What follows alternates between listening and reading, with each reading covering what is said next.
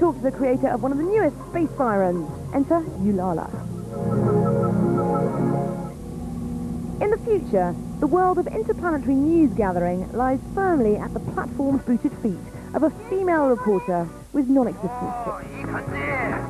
So it'd be a crime to have her delivering the breaking news sitting behind a desk. Therefore, she hits the field in style, shaking her funky stuff and dealing with some mischievous aliens depriving humans of their mojo. Please don't take things too seriously though, viewers. This is a Japanese video game where jive, not journalism, wins the day.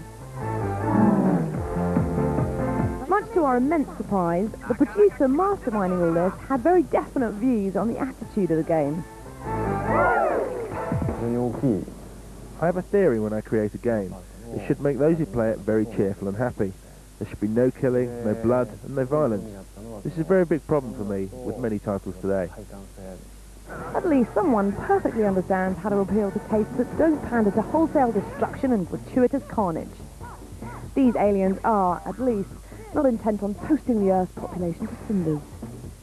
However, producing a character-dependent title heralds a new departure from Mizuguchi-san, as his background lies in a somewhat more conventional field. 3, 2, 1, go! Yet the seminal classic, Sega Rally, is without doubt one of his greatest accolades. But this move into original console titles has required different disciplines other than focusing his attention on vehicle handling and track layout. The team he assembled spent over a year redefining the appearance and mannerisms of the cast, in particular Ulala. Then there's also the importance placed on ensuring the soundtrack corresponded with the game's original vision. The director, Uda-san, is an amazing designer and artist. He made the original presentation for the game's concept, so he got to choose the music, the Mexican Flyer, the theme song for Space Channel 5. But the correct theme could only do so much to embody the spirit of the game. If the cast had moved to this music like arthritic donkeys, well, all this hard work would have been for nothing. With most developers these days resorting to motion capture techniques, the team felt the need to stand out. Due to their own high standards, the team simply weren't satisfied with some of their early results. Joints like the shoulders and hips didn't seem to translate well during a sassy dance, and better equipment wasn't the solution.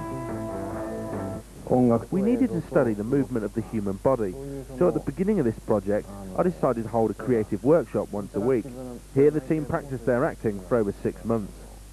Everybody was dancing to this invisible rock. It felt very much like a pantomime. Another reason for going to these lengths was that the team considered an ultra-realistic human to be simply uninteresting. Most of the complicated character moves resulted from combining motion capture data with hand-produced animation. In moving slightly away from reality, their intention was to produce more exaggerated movements and therefore enhance the level of amusement. The workshop had perhaps also taught them a few things about the essence of physical comedy. It was really funny.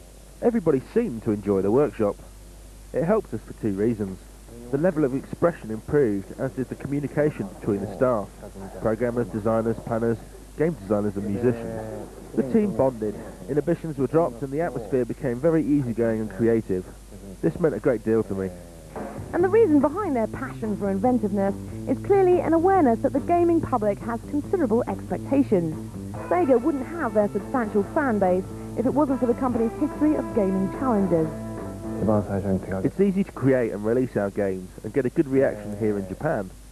As for Europe, the players there are also able to understand what we're trying to get across, which is why I feel Japan is very close to the European market style. Should we try a new graphical style or unusual game concept, European gamers accept it. However, the US gamer is only concerned with entertainment, making it a very different market. Well, it's hard to argue that North American games players do tend to prefer either mindless action games or countless simulations of their beloved Americanized sports. So it's good to know that the rest of us do what we can in supporting innovation. Our reward being that thankfully, games like this will keep on coming. Send into that, Nice shooting! Well, that's it for part 1. Join us again in part 2 as we enter a space battle. We'll go on a space walk. And is this the game you've been looking for? Yes.